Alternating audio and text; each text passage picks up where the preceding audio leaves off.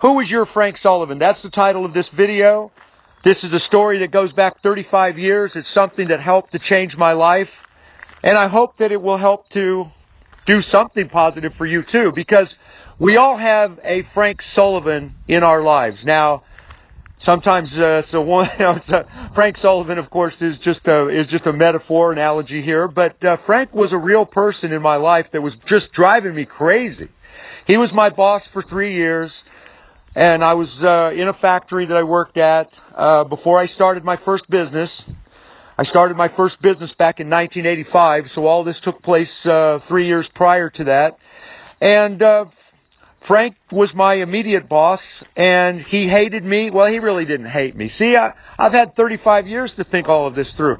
No, it was a little bit more complicated than that. He didn't hate me. I was working as a welder at a factory that made mobile home frames. Those are the frames that you put, every mobile home has a frame underneath it. That makes sense, right? You never think about it, but I do. Every time I see a mobile home, I see a frame, I think, because I used to build those things.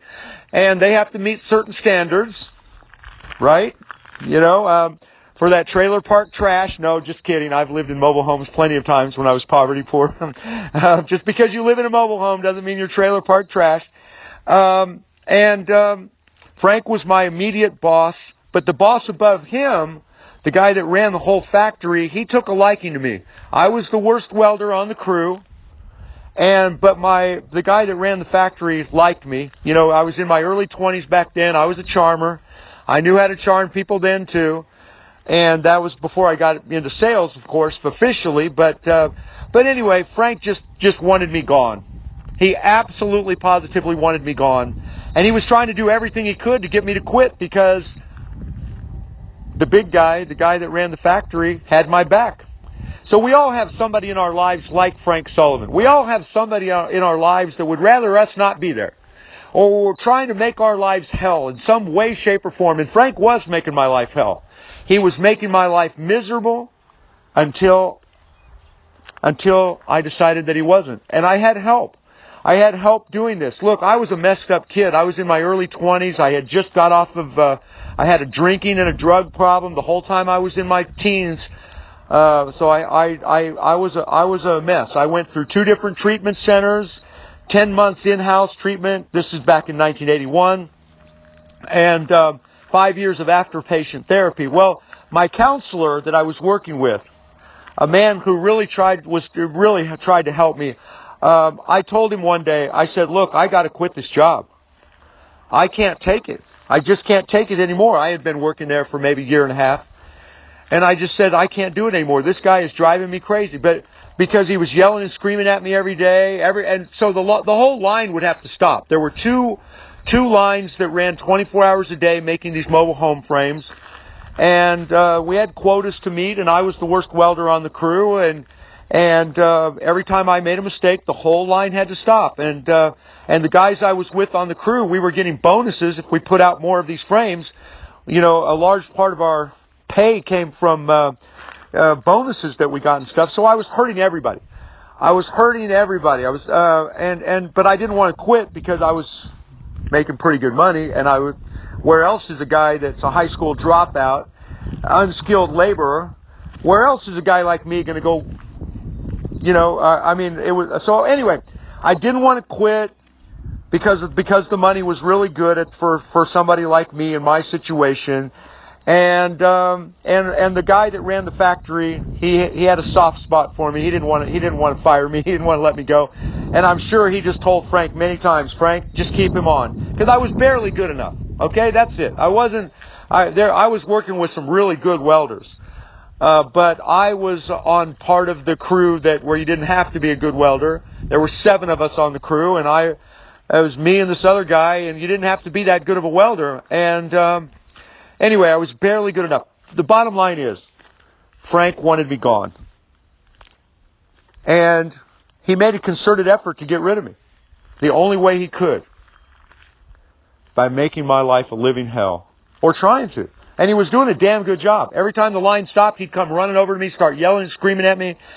I'd have to go over there and fix my screw up before the line could start moving again. That's just one example. I started showing up late for work every morning. He'd be right there at the time clock, docking me so much, I forget so much for every minute I was late or whatever. But I hated my job. I just hated it, and I hated Frank. Now, this is when I was young and dumb, and I don't hate anybody anymore. I've gotten past all of that nonsense. I at the time, I just hated Frank. And anyway, I told my counselor that I was working with, I said, look, I'm going to quit this job. I can't do it anymore. And he said, TJ, I'm paraphrasing here. This is 35 years to process all of this now. He said, TJ, you're always going to have somebody like Frank Sullivan in your life. You're always going to have somebody in your life that wants to try to get you to do what they want you to do. Who tries to make your life difficult in so many different ways. They try to intimidate you. They treat you like shit. Pardon my language. They treat you poorly. They try to exert their power and authority over you. They try to make your life a living hell. We all have them. They come in different shapes and sizes, and sometimes they're men, sometimes they're women, whatever. We all have our Frank Sullivans. And he basically just said, my counselor now, he basically just said, look, man, you got to learn, you got to face up to this guy. And he said, look, you're getting ready to quit anyway, right? I said, hell yeah, I'm getting ready to quit, man. I can't take this anymore. I just can't do it anymore. He said, well, look. And he knew the situation where the plant manager, you know, was keeping me from letting Frank fire me or whatever. Anyway, so he just said, look, since you're getting ready to quit anyway, it's over, right? I go, hell yeah, it's over. I'm leaving. I can't do this anymore. This guy's driving me crazy. He said, why don't you try something? And here it is. Here's the whole point now that you've been listening for 7 minutes here. Here's the whole point. He said, why don't you just stand up to this guy? And I said, what do you mean stand up to this guy? I mean, look, he's right. I'm screwing up. I'm stopping the line. Every time I screw up, the whole line has to stop. He goes, why don't you just stand up to him? He goes, you don't deserve to be treated that way, do you? And he helped to convince me. And here's the whole punchline here. I know you're going to go, 7 minutes. I've listened to this damn thing. Get to the punchline. Here it is. Here it is. Nobody deserves to be treated like crap. And he helped me realize that. And he helped me write a little statement that I wrote. And it went something like this. He said, the next time Frank yells at you, which was the next day, by the way. I mean, look, every time I'm screwing up, there's Frank. He doesn't have anything else to do except come running over to me and start yelling at me because I screwed up something, had to go fix something.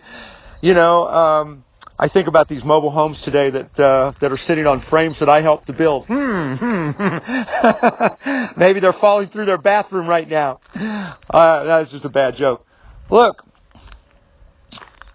he said, next time Frank starts yelling and screaming at you, I want you to very quietly turn around. And we wrote this whole little script out. And for brevity here, try to get this video done faster and make my point quicker, it went like this. And so the next day, Frank's yelling and screaming at me, and I had rehearsed all of this. My counselor worked with me. We spent like an hour on this whole thing, you know? Really just because my counselor knew the thing I'm trying to teach you right now, that we're always going to have people in our lives that make our lives difficult, or try to. They try to make our lives difficult, and it's up to us to decide whether we're going to let them or not. And so I had just got to that point where I was going to quit anyway. And so I think that we all have to get to that point first and foremost. We get to the point where we say, I can't do this anymore.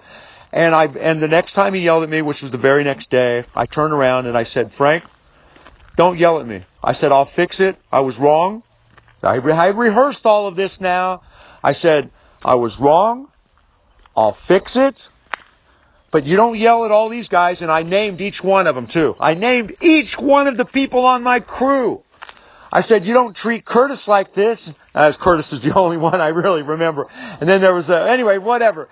I named everyone. And so now the whole line is stopped now. I'm in the face of my manager or my boss. And I'm saying, you don't yell at him. You don't yell at him. You don't yell at him. I said, you're not going to yell at me anymore. And I said, do you understand? I had rehearsed all of this, by the way. This was way out of my comfort zone. Way out of my comfort zone. But I was ready to quit.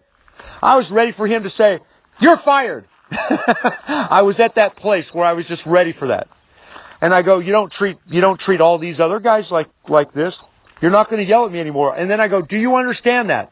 And he's like all shocked and shit, you know. He's just like all totally shocked.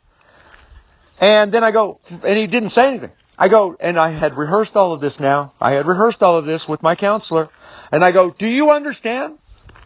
I wasn't yelling at him, but I was very firm. I go, do you understand? I was instructed not to yell at him, by the way. And I couldn't have at the time anyway. I couldn't have. I was so insecure at the time. So full of fear and all of that. Which, by the way, bullies pick on people like that. And that's all Frank was. He was just a big bully. That's all he was, taking out his aggressions. If he had a bad day, come over and start yelling, screaming at me or whatever. And I was hurting the whole crew that I was with. Every time I screwed up, the whole line had to stop. So it was ultimately my fault. I should have quit. I should have quit because I wasn't qualified to do the damn job. I was barely good enough. But I didn't quit, and I did stand up to Frank, and I just kept repeating over and over again as I was instructed. I kept, by my counselor, I kept saying, do you understand? You're not going to yell at me anymore. I said, you've been yelling at me now for a year and a half or what, whatever. I gave the timeline. It was all written out. It was all rehearsed. It was all I practiced all of this the day before with my counselor. And I said, you don't yell at any of these other guys. You're never going to yell at me ever again. And I kept, and until I finally got him to acknowledge that. Well, I had to do it one other time. So that didn't stick. The next day, he yelled at me all over again. And I said, Frank, I just told you yesterday, you're never going to yell at me. And I think I even went as far as to say this. If you want to fire me, fire me. But you're never going to yell at me ever again. Do you understand? Like, that was the point. I kept saying, do you understand? And of course, he acknowledged that he understood. And to make a long story very short, and I've gone way over on this video, so I do apologize, but I want to make my point. I want you to understand that it took maybe 2 or 3 times. But from that point forward, Frank never yelled at me again, always treated me with respect. Every time I screwed up and the line had to stop, Frank would come over and say, TJ, can you fix this? He treated me with respect. Look, we teach people how we want them to treat us. And you have to understand that. And you have to get to a place where the people in your life that are pushing you around from time to time are only doing it because you allow it. I hate to say it like that. This was a lesson I had to learn, and it's a lesson that you're going to have to learn. So if you've got, who is your Frank Sullivan?